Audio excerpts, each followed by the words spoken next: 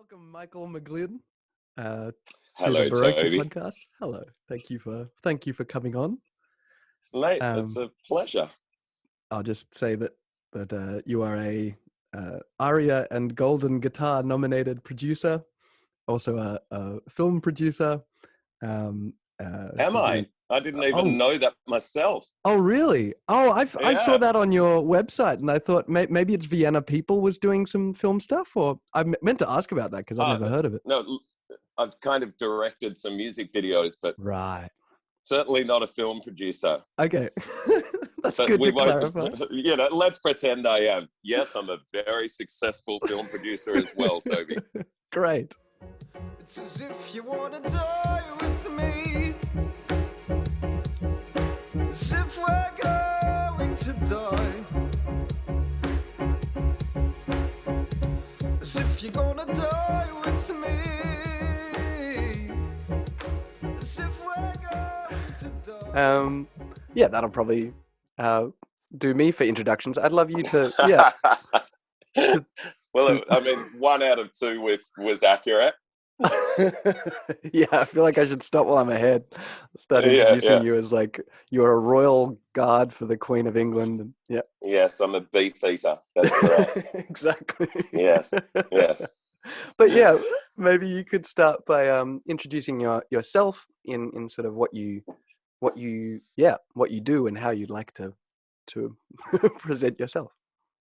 How I like to present myself. Yeah. Well, I'm a film producer.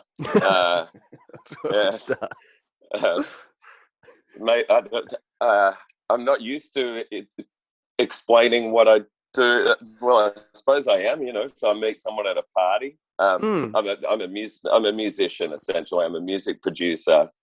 Yeah, you're a great performer and stuff as well. You can play, multi-instrumentalists. Lists. Yeah, that's something I should have said. Yeah, I think the assumption when you say that you're a multi-instrumentalist is you're really good at multiple instruments, and I'm okay at a bunch.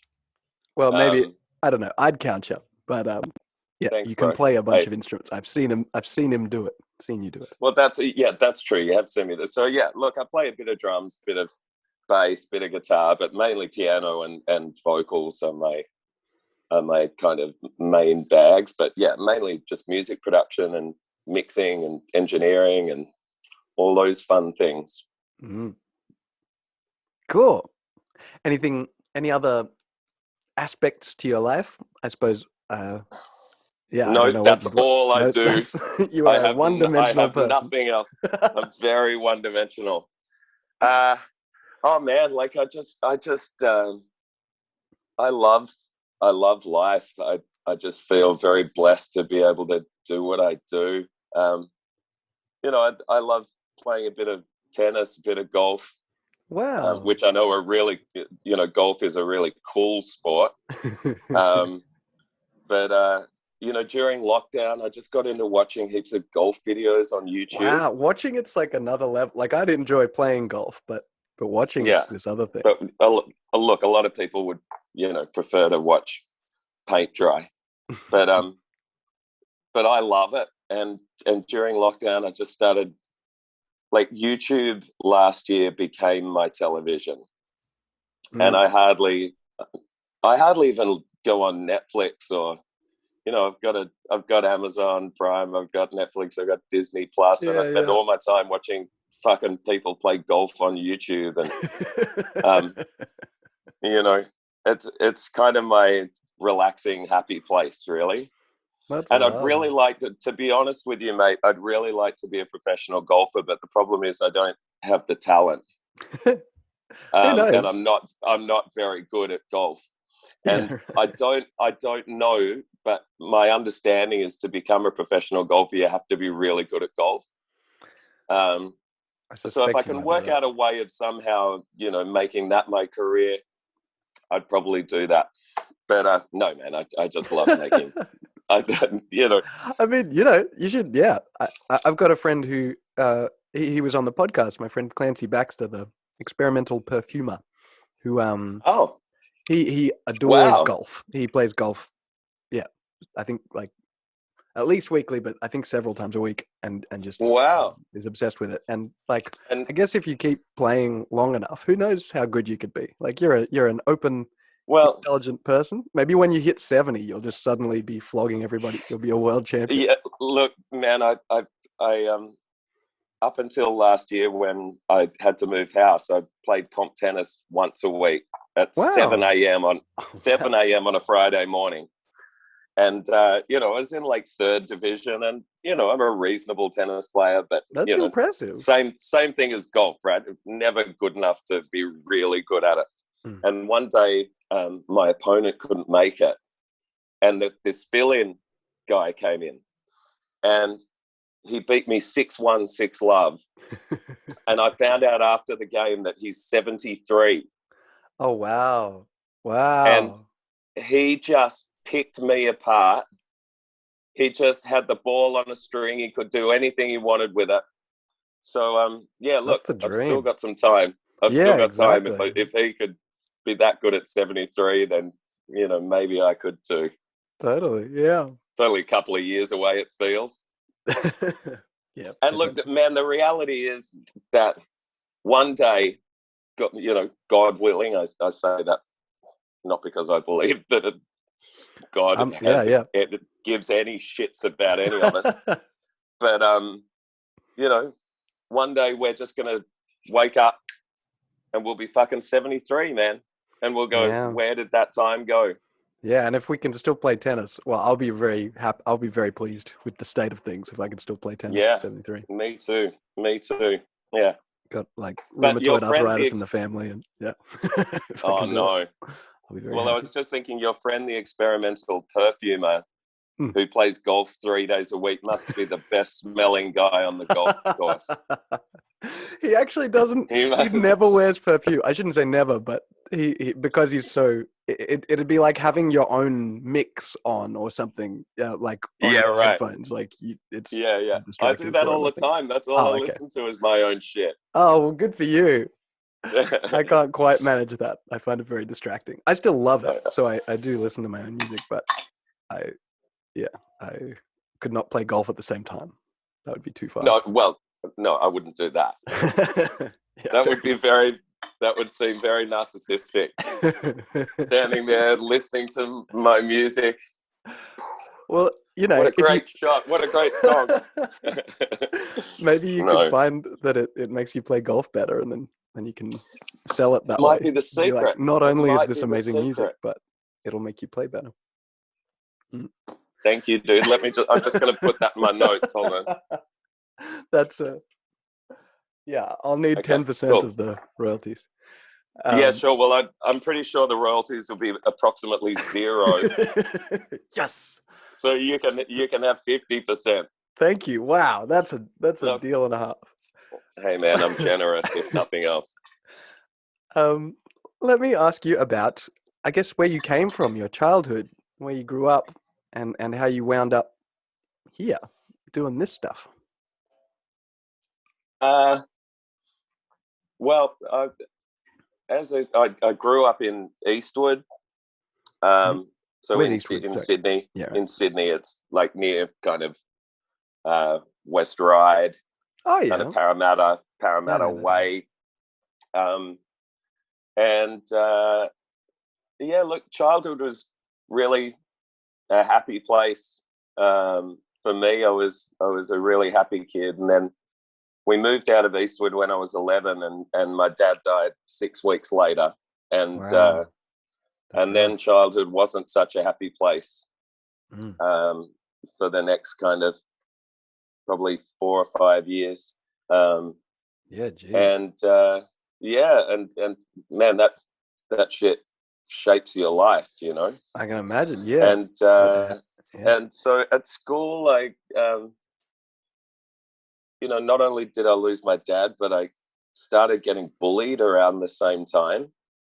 Oh. And I got to a point where I was probably about 12, and I literally felt worthless. Like no one would ever want to be friends with me. And, you know, these kids were just fucking, you know, saw an easy victim. And I was a very was a very skinny kid, and I just lost all my confidence, and it was pretty tough there for a while. But I had, you know, some really great. I've got a great family. I had some great mentors in teachers that kind of made me feel special again. That's huge. And yeah, man, it was, like, you a know, good teacher it can was really interesting. change your life, I think. I like to say that because I'm a Absolutely. teacher, but yeah. Are you really? Sort of. Like, I'm a private music teacher, you know, so I teach okay, one-on-one right, usually, right. but I still. Well, absolutely. I mean, you can absolutely change someone's life. And I read an article many years ago, and it was a psychologist in New York City, and she worked a lot with underprivileged kids. And she said that the difference between the kids that made it in life and the kids that didn't was the kids that made it had an adult who wasn't an immediate family member that made them feel special. Jeez. And so, you know, if you've got a kid and you're teaching them one-on-one and you can make them feel special, you could literally change their life. And yeah, that was my experience too. Really? I don't know if I would have done music if it hadn't been for my first trumpet teacher, who just made it seem really fun and appealing and cool. He was kind of an edgy guy, had spaces and all that stuff. And how old were you? I would have been about the age you were describing. I was 12, I reckon. Yeah, and that just suddenly it seemed like something I could be, and I wasn't very good, but suddenly it was something like, I don't know. He was encouraging, you know, and so yeah, it was something. It became a possibility, and I was like, wow, you know, that's something people do. Yeah, that's so cool. And you basically kept playing music from that point onwards? Yeah, I mean, I had done before that. Like, it'd be unfair to just be like, that was the moment I became a musician completely. But it was around that time I started like a rock band. I don't know if it was because I can't remember exactly when I started learning, but it was around about the same time that me and some friends started a rock band, and that I got to write all the music, or not all. I was the songwriter because I was the singer, kind of thing. And so what kind of rock? Exploded. Well, it changed. We started off with, like, do you know Avenged Sevenfold? They were our gods. It's sort of almost fantasy metal. Yeah. Weren't they like 7-string guitars and shit? It's that vibe for sure. Yeah. And so and we had Parkway Drive touring to Canberra regularly because they're great. Awesome, man. It started out as pretty much like screamo type metal, and then slowly evolved. I wanted to get my trumpet involved and stuff, so it got weird, got psychedelic as we went on. I love that. I'm just imagining, you know, your viewers watching you now, and like, you're just the most beautiful dude. I'm just imagining you fronting a screamo band.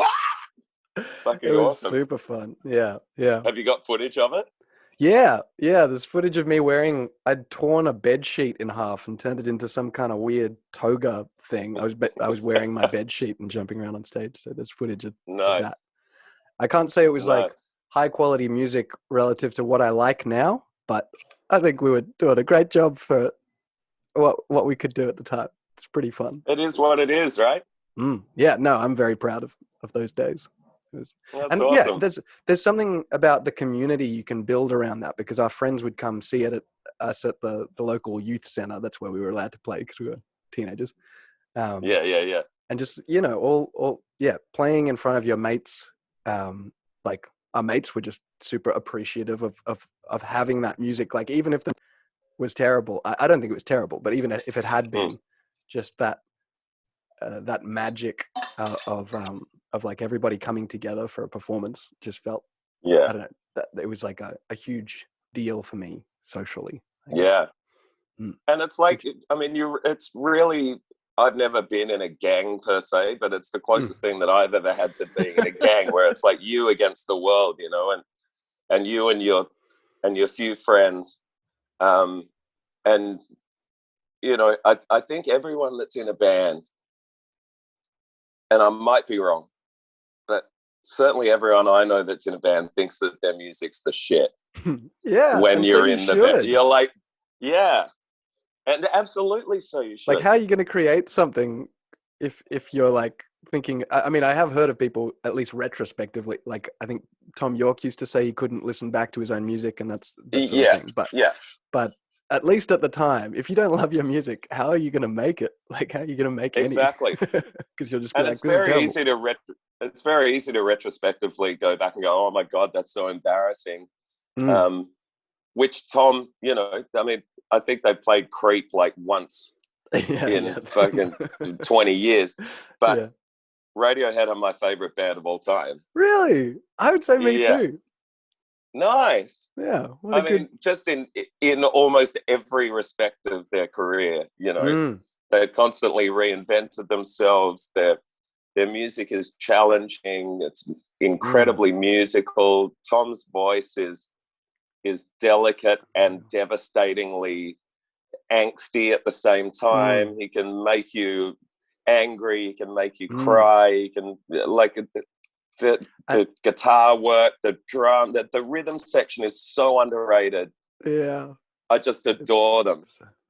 Me too. Yeah. And I think that, yeah, there's a huge, there's always they never, because they do some strange things, but they're never weird for the sake of it. They always feel really connected to trying to produce an effect or I guess connected to the audience in some way, that they're really trying to like connect with people or something. It feels. Yeah. It's really special music. And Creep was a very defining song in my life. Yeah. Does this get us back to you being bullied in school? No. Tie this back? It was no. See, the age difference between us will become apparent. Sorry.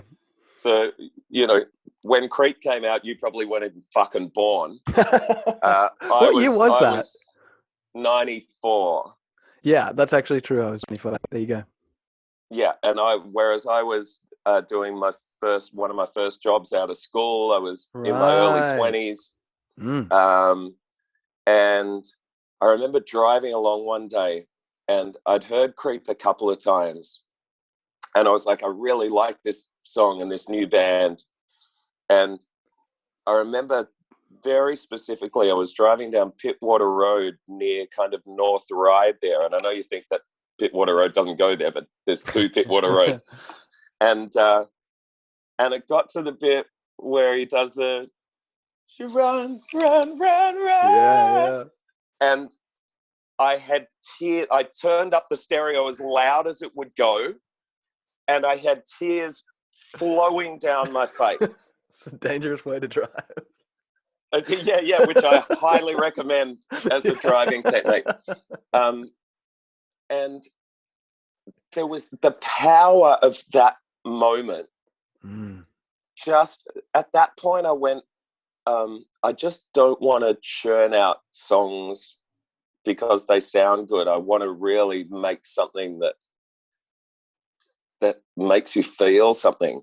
And like, whether I achieve that or not, you know, is open to interpretation. But I just remember that moment, hearing that song, and just, it was a life-changing moment. I still remember, you know, 30 years later, I still remember what that felt like. That was amazing. Wow. Yeah. Formational moment. That's good. Yeah. I love that. Yeah. I've also, I definitely know the feeling of, I've actually decided to pull over on a highway because I was crying too hard, and it's just dangerous. Oh, shit, dude, I've done that heaps of times. Yeah, exactly. Yeah. I'm a bit of a crier. Oh, me too. It used to be daily. I've cut down, but nice. But it's usually from happy times things, a week now. Yeah, totally. like twice a week, kind of. But yeah, it's almost always like happy endings in a movie or something beautiful that I see like a child do or something. You know. I love that, because so many people think that crying is either a negative emotion or it's a response to you know, sadness or you know, it's like, don't cry. But yeah, absolutely. for me, crying more often than not is what you just said. It's like something incredibly beautiful that moves me so much. I feel very fortunate that I can cry easily. Me too. Because yeah. it means that there's not going to be a day when all of a sudden everything just bursts out of me because I've repressed it for 30 years. Yeah.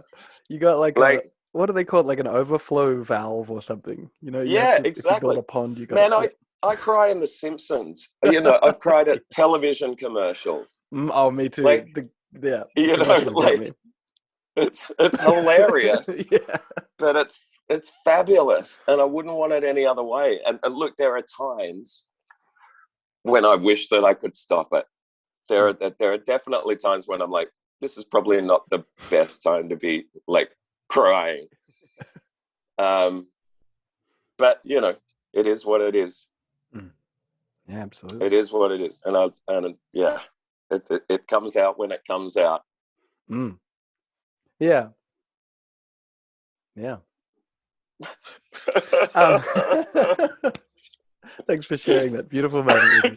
Yeah, feel free to cry on this podcast. I hope to have many tears on this podcast. That'd be quite something. Look, you never know what's going to happen. You never know. Well, maybe we can return a little bit to your childhood, or just cover the years, I guess, because you kind of had us at about age 12, getting bullied, having lost your dad, and and you had some amazing mentors. So I'd love to hear a bit more about that. Yeah, I mean, look, it was I had a science teacher, and I was never particularly good at science at school, and I'm interested in it now as an adult. Yeah, I'm exactly the same. But I'm certainly no scientist. But this science teacher also used to run these kind of like bushwalks, and it was called Adventure Country.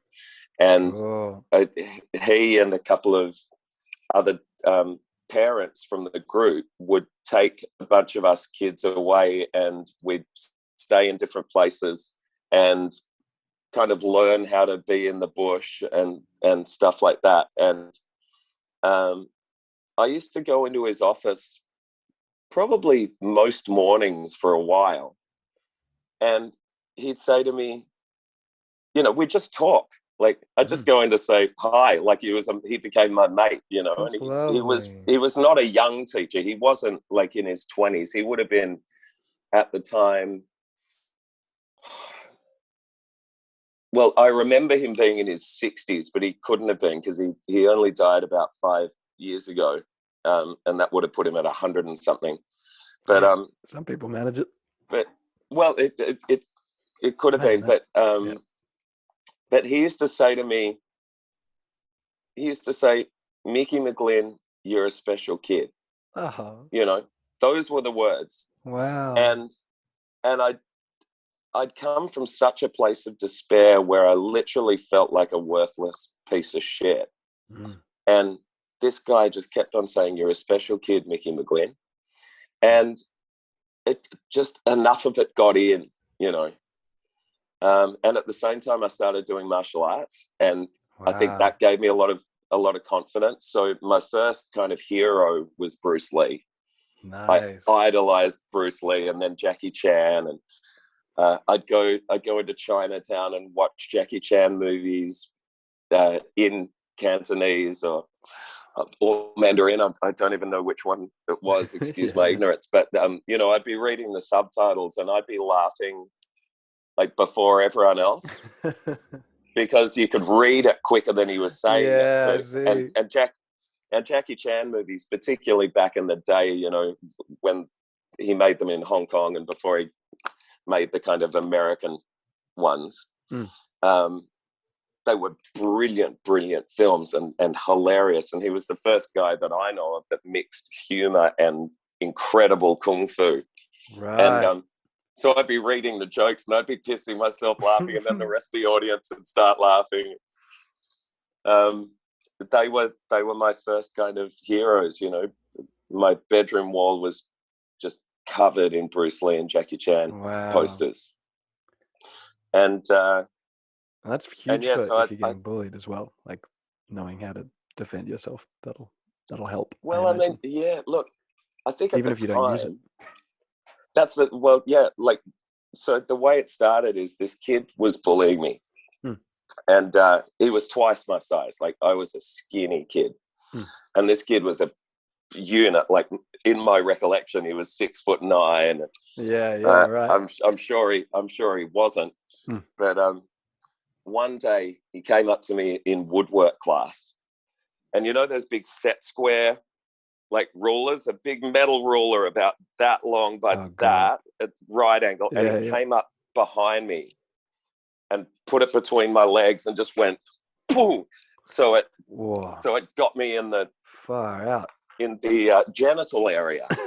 Yes. And oh man. And I turned around and I said, "That's it. We're gonna fight next Monday afternoon."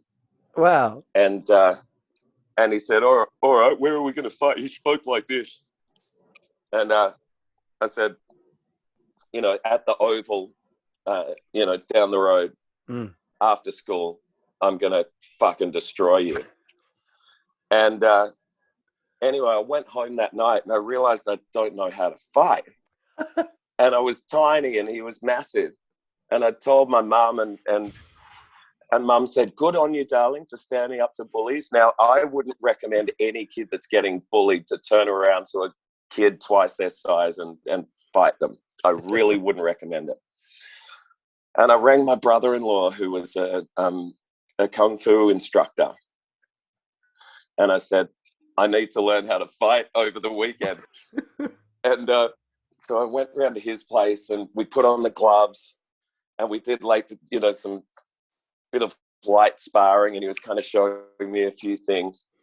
And anyway, I rocked up to school on Monday, and this guy's mate was this smaller than me, but this kid, I reckon, like, I would never have fucked with this kid. He would have pulled out a knife and stabbed you. He's one of those kind of people. Yeah, he was dodgy. And he came up to me and he goes, "Hey, McGlynn, do you do karate or anything?" Like, sussing out why I've challenged his bigger mate to a fight. And I said, "No, I don't do karate. I do kung fu." And he went, "Really?" And I said, "Yeah, my brother's a black belt instructor. And on the weekend, I spent all weekend full contact sparring with him. So I'm going to destroy," I won't say his name because I'm sure he's a nice bloke now. As most bullies are, you know, you meet them 20 years later and you're like, "You're just a regular nice guy," but he was a fuckstick at school. Yeah. I had a friend throw me down the stairs in kindergarten, and then by like year 5, we were good friends. He was a lot of fun to be around by then. It's a strange thing, right? And obviously they've got shit going on in their lives that causes them to have that need to, you know, pick on kids smaller than them. But so I said to this guy, you know, "No, I do kung fu, and on the weekend we were doing full contact sparring all weekend. You know, I took a lot of punches, but I'm ready." And I mean, it was all bluster. It was all absolute bullshit. I can imagine you pulling that off. And he, thank you, I think. And he went back to his mate, and I watched him, you know, and he's talking to, and his mate, the guy that was going to fight me, went, like, you just saw it. He was like, oh my God, I'm going to get killed. And he came up to me after the class and he said, "I was thinking that we should cancel the fight because we could get busted." And I went, "Yeah, I think we should too. I don't want to get in trouble for fighting." And so that's the closest I ever came to a fight. That's amazing. I picked a fight with a guy and kind of bullshitted my way out of it. But what that did start is quite a long love affair with martial arts, which I don't have anymore. I mean, I'm still, you know, it's a part of my history, but I'm not really into martial arts films anymore. I don't really watch UFC. The violence kind of freaks me out. I don't like someone going to ground and then being punched in the head 10 times. I fucking hate it. But you know, martial arts movies were fantasy, right? They were. So yeah, and that's kind of, I think, how I kind of got my life back, was just getting a bit of confidence from learning how to at least potentially defend myself, and having a couple of really important people that just made me feel special. That's so beautiful. Thank you, man. So story. are you. Oh, you're bloody. I'm staring at you, just going, you're such a beautiful man. Oh, thank you. That's very nice. But that's what happened. And then you know, music wasn't really in the equation at this point. Yeah, right. Yeah, when did music arrive? Late. Music arose. Yeah, that can't be right. I'm but pretty sure I've just invented a word. Music arrived. It was about. Well, it was when I left school. I finished my HSC that I really became obsessed with it. Right. I dabbled a little bit during the last couple of years of school. I always sang in the choir, and I could always hold a tune, and I had good pitch and all that kind of stuff, and I had a nice voice. I could sing in the choir, you know, and I could sing all the songs. But I never thought, you know, I never thought I was like a musician. And after my HSC, my mum and I traveled around America. She said, you know, to celebrate you doing your HSC, I'm going to take you around America. Wow. And I was becoming obsessed with Elton John at this point. Right.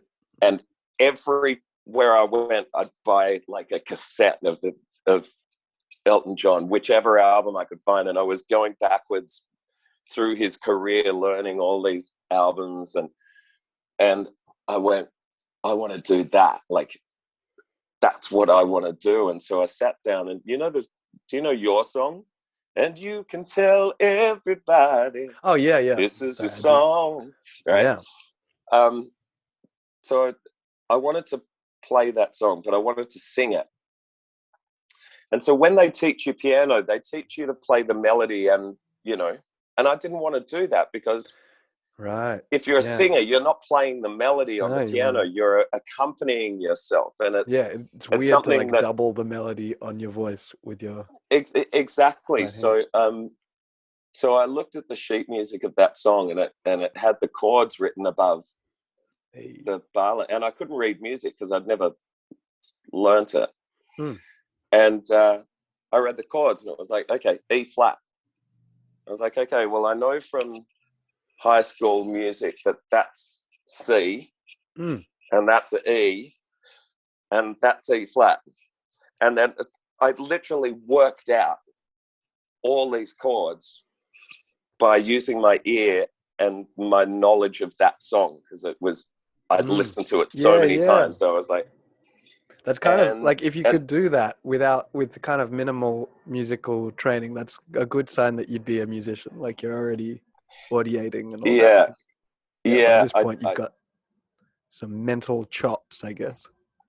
Yeah, it was, and it happened very quickly. Like real super quick. Wow.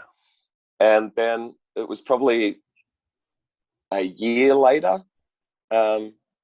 Well, no, one of the things that happened in that trip to America is I met this girl on the train.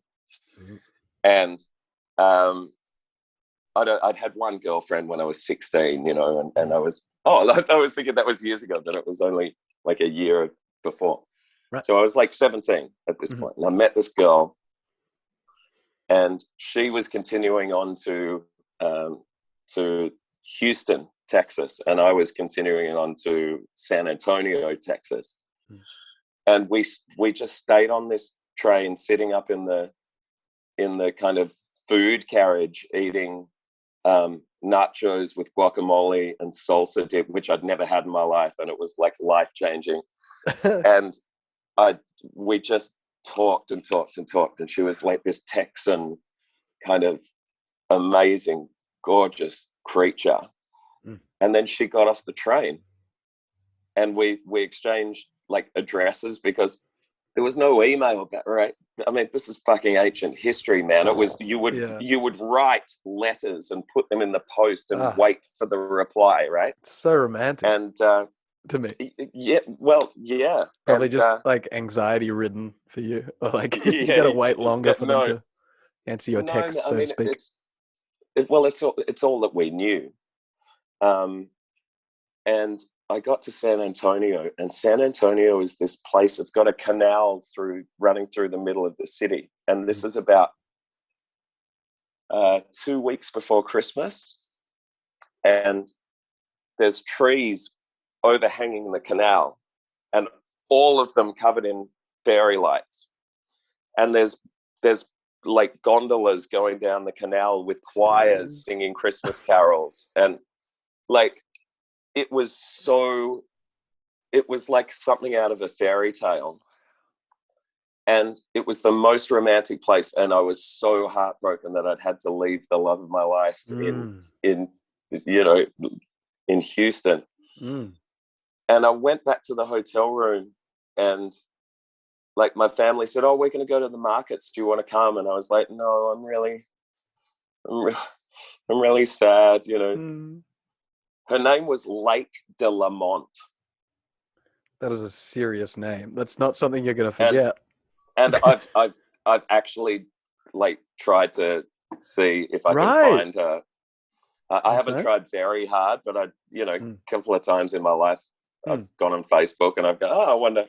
And I have no idea what she's doing, but if you're out there, family went off.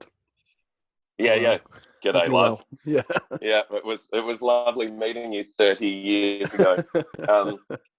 And so I stayed in the hotel room and I wrote lyrics, and it was called "How Do I Roll Away These Blues?" And it was like my first song. And wow.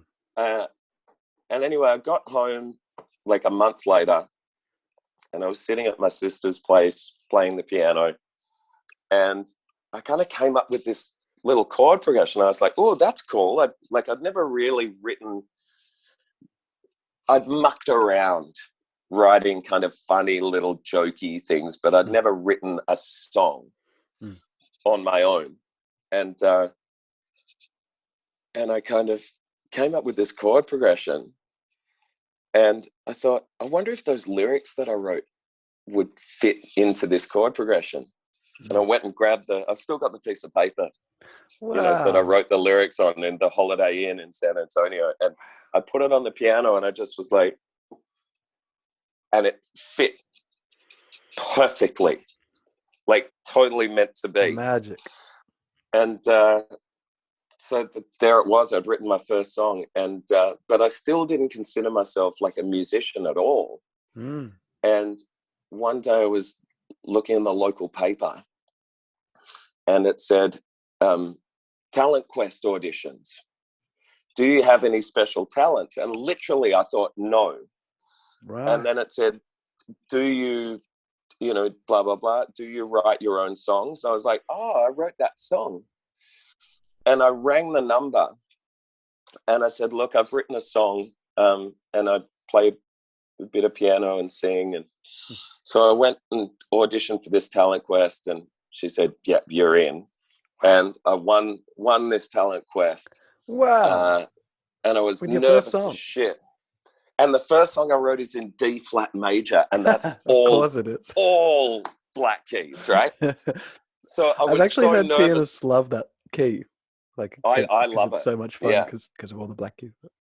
Yeah, but when you've never played piano in front of another soul, and all of a sudden you've got like a room full of people at a talent quest, I was kind of shitting myself. But yeah, I won this thing, and I got $250 like in a bank account from Wow. Westpac and shit. Hustling. And I just got that was it. From that moment onwards, music was what I wanted to do and who I was. Wow. Yeah, that's the story. Sorry That's if anyone's actually still listening to this, but yeah. No, you're an amazing storyteller. If anyone feels, I suspect people will feel like me, and I've been riveted. That's what I'm trying to say. Thank you, you're bro. a great storyteller, and it's like a beautiful story and quite inspiring too, because like a lot of people, like I often talk to parents who kind of reckon that they're just too old or something to start music or whatever, totally. you know? No. And I like to try and be like, well, not really. Music is fun, no matter how old you are and how good you are at it. But this is like a really exciting story to hear that. Yeah, you weren't particularly involved or invested till well after. Yeah, high school. Totally. I also talk with people that say, oh, I'm too old, you know, or people that say, oh, I don't really have any. I'm not gifted musically. Yeah, it's just that's the that other deal with it. I love it so much, and it's like, well, that's a gift. Yeah. You realize that most people in life enjoy music, but they don't live and breathe it. And just because you can't play an instrument at that point in time doesn't mean you don't have a gift. And the gift of being able to really, really appreciate music is a huge one. And it's even a gift that a lot of musicians don't have. Yeah, that's true. Well, especially, you know, a lot of musos are just they're showing off what they can do, and they do it because they can, and they've got skills. Gives them status. Yeah, but you know, are they actually like?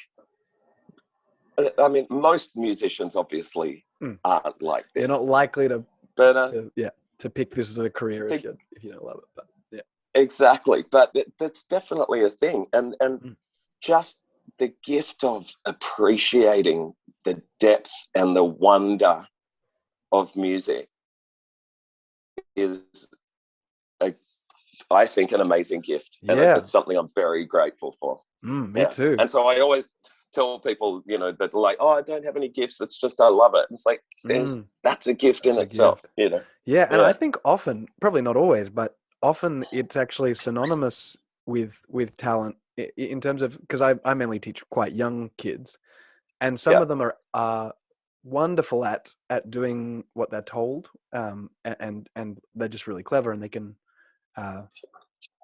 play a piece quickly, kind of thing. They can learn how to do whatever I teach them, but they don't really care about it. Like, it doesn't make them particularly happy. It's kind of like schoolwork. And then there are other kids who might not be as immediately like visibly gifted, kind of thing, but who just love it, who just like, they get into a rhythm and just like, the room is full of joy. And I suspect, I don't know, because I haven't taught long enough to see these kids grow up, but I suspect it'll be the kids who would just get so much joy from making music, who actually keep doing it and end up as musicians. Totally. Well, when I was, to see. Oh man, I'm sure you're right.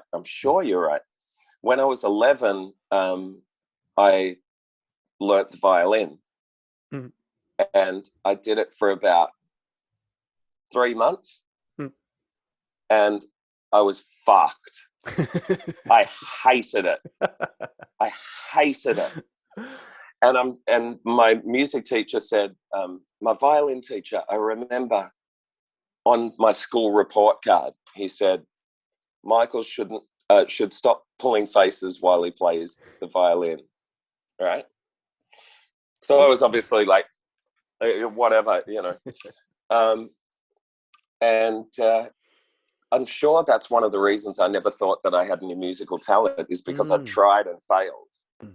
And it turns out I was just learning something that was, I mean, I love the violin. I would, oh man, I wish I could play it.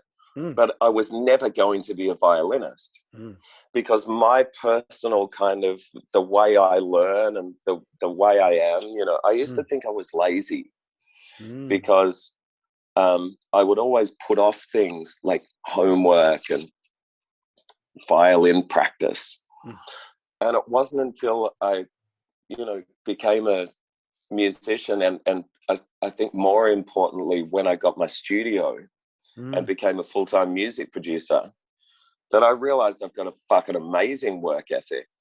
It's just I've got to love what I'm doing.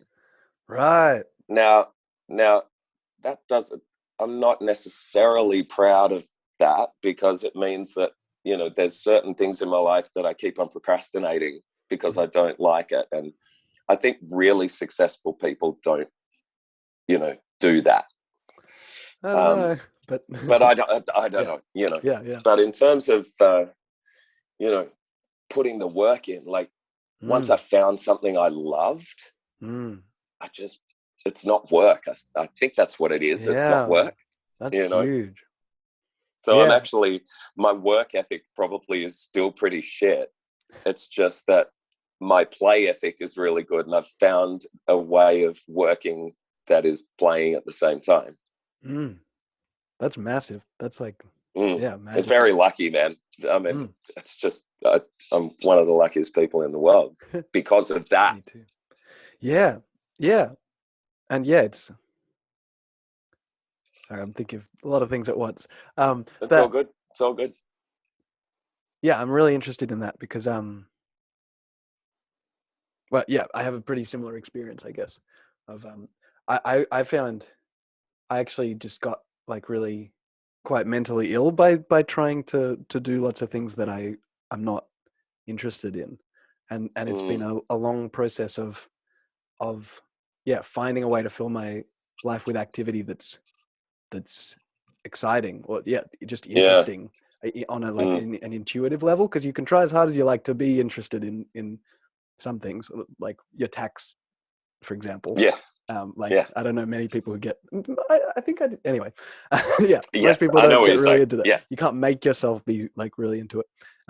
Just finding that that now that I teach, for example, which was like a giant epiphany, because it turns out it's really fun and I'm good at it or okay at it.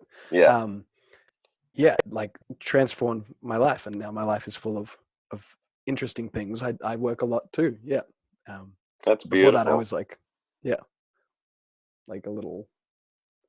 just a little ball of incapacity. I wasn't very good at anything, Took a while. I don't believe that, but yes, I know what you're saying. Teaching, I think teaching is really fascinating. And I think good teachers are the ones who are the most empathetic people. Because a good teacher puts themselves in the shoes of the student and puts themselves in the shoes of someone who's never seen a piano keyboard or a valve, doesn't know how valves work on a trumpet or whatever it is that you teach. And a good teacher has to go to that place and explain it by remembering what it was like to not know. And so many teachers are shit at that. Oh yeah, you put your fingers there, and why can't you do it? I can do it. And it's having the empathy to be able to put yourself in someone else's shoes, which I think really defines great teachers personally. I think I agree. And that was really well. That feels deep. Thanks, man. I'm a deep kind of guy. Well, that's why I asked you to come on the podcast. I feel like we've talked almost an hour, and so I'd be I feel like we've covered a lot of really lovely ground. This didn't go how I expected it to, but it went like better. I think it's been really beautiful. Okay. And just good. Yeah. Do you have like a time limit? I'd like to. I just have other stuff to do. I don't know if I wouldn't have told you that, but more important than this. Well, I'm doing a psychology degree, and I've got homework to do. That's a new thing. Man, I think we could do another 5 of these. Totally, yeah. I'd love to have you back on, because psychology, dude. I mean, that brings me to life. But Right. once again, I don't think I could study it. It's pretty fucked. I kind of have to do it at my own, like just by picking things up. And I think every single human being should invest in a good psychologist. Absolutely. Or a good counselor. I mean, we go to the doctors for checkups, but we don't go to a mental health professional for a regular checkup, and it's changing. Like, I it's think certainly, it is. Like, the course is it's very changing, but because I think it's one of the most important services. As a matter of fact, I think that being a good psychologist is potentially one of the most important jobs in the entire world. Yeah. So good on you. Oh, thank you. We'll see if I actually get all the way. You have to do like several degrees to become a psychologist per se. So I've got a long way to go to do that. But I've decided, regardless, it's interesting enough that I just want to do it and see where it takes Awesome. me. I was just going to say, I had a girlfriend years ago who was a clinical psychologist, and she said most people that go into psychology are doing it because they're a bit fucked up in the head themselves. Absolutely, yeah. What do you reckon? That's definitely my impression. You agree? Yeah, 100%. Yeah. At either that, or they've been very close to someone, like they've got a family member or something with a disease that they want to how to deal with. But majority of the time, they're interested in psychology because their psychology is atypical in some way. Right. Which is great. That's a much nicer way of putting it than the way I put it. Oh yeah, I wanted to ask if I'm trying to ask all the people coming on here, if you could pick two people to come on the podcast. One is like a ridiculous imagination, like you can say like Ariana Grande, and I'll do my best, to get her on the podcast next. And the other person is maybe someone who might be a little more open to talking to me, because getting through to Ariana might be a bit of a hassle. We'll see. Might be tricky.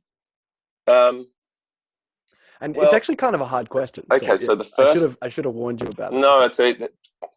Oh, great. Piece of cake. Yeah. So, because, I, like many people, have had the thought of who would you have to a dinner party, well, right? Yeah, we didn't even mention your podcast, but Michael has had a podcast. Is that still going? The Kick Up? Look, we did one season, and then COVID kind of came. Yeah, I see. We finished the last couple of interviews, the last couple of podcasts we did remotely. Right. I listened to number 9. Look, do you remember who that was? I wrote it down. It was Shelley Bishop. Oh, she's amazing. That was a wild one. Yeah, I really love her. Yeah, she's amazing. So that podcast is called Kick-Ass Chicks, and we just wanted to shine a spotlight on amazing women in the music industry, because the music industry has generally been pretty much male dominated, particularly on a behind the scenes kind of level, and like even producers. Like, one of the things that shocked me was I didn't have a favorite female producer. Wow. All of my favorite producers are men. Yeah. And I was like, shit, is that a reflection on me, or is that a reflection on the industry? And at the end of the day, it is what it is. But so we just wanted to interview all these amazing women in the music industry, and kind of showcase what women are doing. And I mean, I'm very lucky that I get to work with some, amazing female artists, and we met as a result of one of them, Britt Ridley. And so that's where that podcast came from. But in terms of my three kind of dinner party guests would be Stephen Fry. Fantastic. Sir David Attenborough, and Elton John. That'd be a Wow. pretty good dinner, and you and me. So you, me, Stephen Fry, David Attenborough, Elton John. I reckon that'd be a pretty seriously good dinner party. I think that would be a lot of fun. 5's a good number.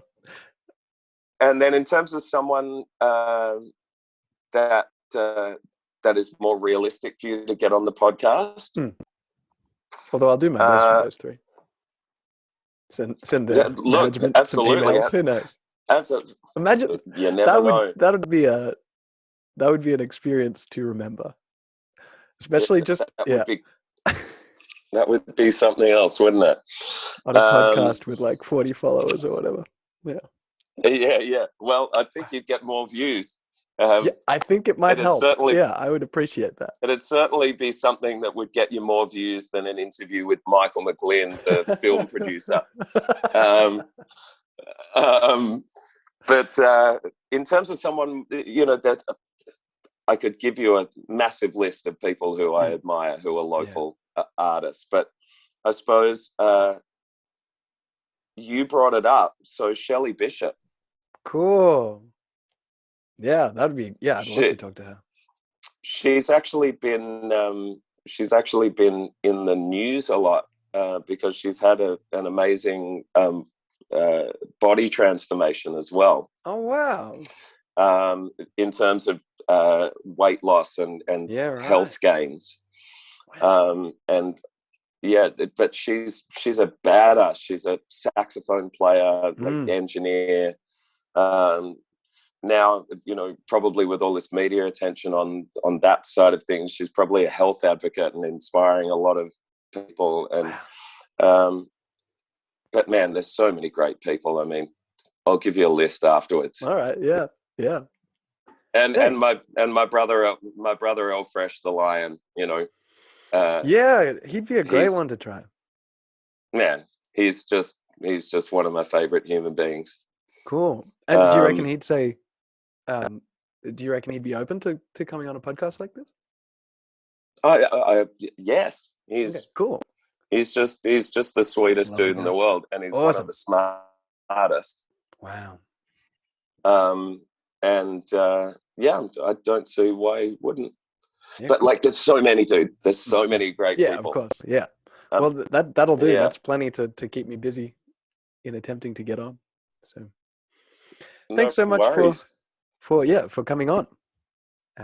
My pleasure, man. Podcast. It's been really fun. Thank you. Cool. Yeah, it's been really fun for me too. It's lovely to just get to know you as well, because in the studio we talk about things, but not about your history and all that. Yeah, well, in the studio you kind of there's a little bit of get to know you that's always got to be involved, but you're there to work on a particular thing. Exactly. Yeah.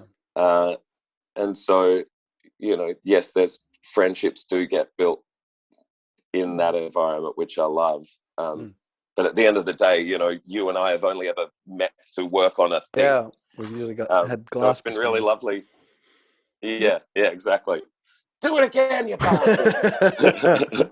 I saw you've got shirts for sale, don't you? Of oh, it's perfect. Let's do one more take.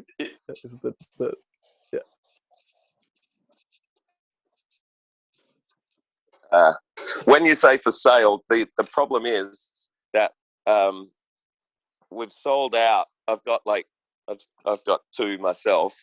Nice. But because we didn't even get into the history of my production and studio and stuff. Oh yeah, I can't find it. That's another podcast, I guess. Anyway, they're really good shirts. I bet they are. I'll see if I can link them as well. I'll link all your stuff at the bottom. Well, Vienna people. Okay, dude. Thank you. But yeah, the shirts are good. I was hoping to show you one, but alas, I can't find it.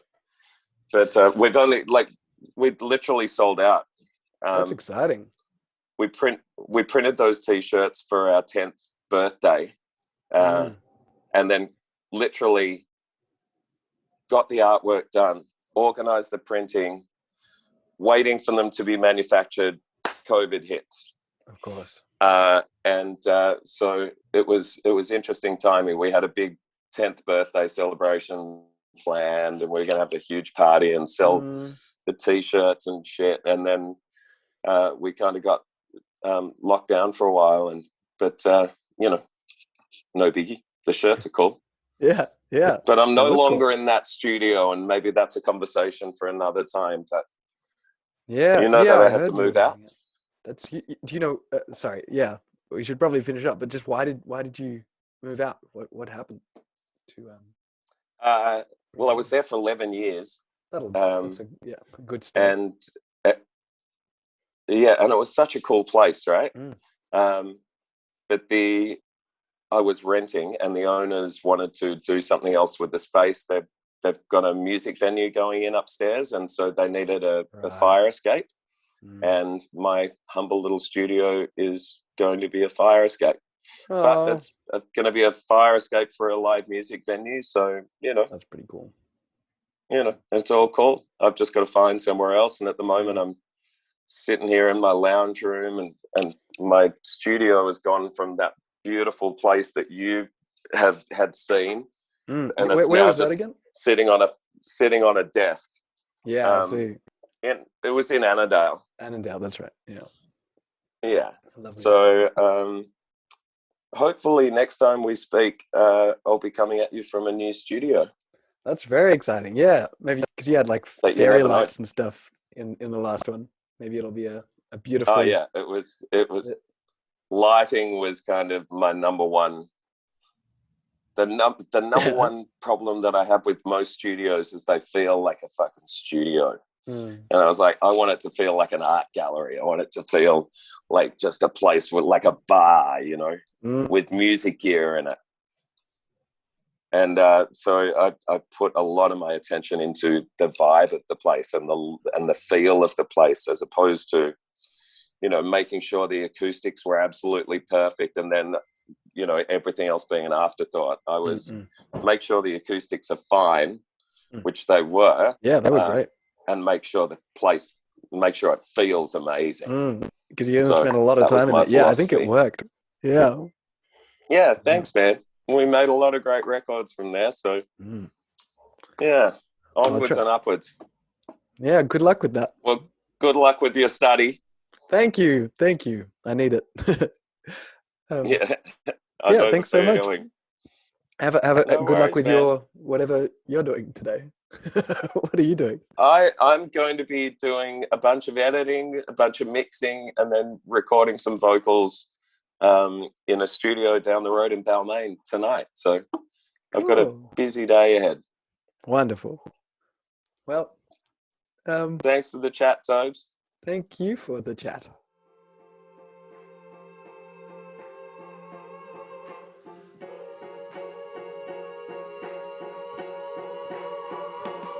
If you wanna smile with me, if you want me to smile, hell, I'm gonna smile with you, as if we're going to die, as if I'm gonna die with you, as if we're going to die, as if you're gonna die with me.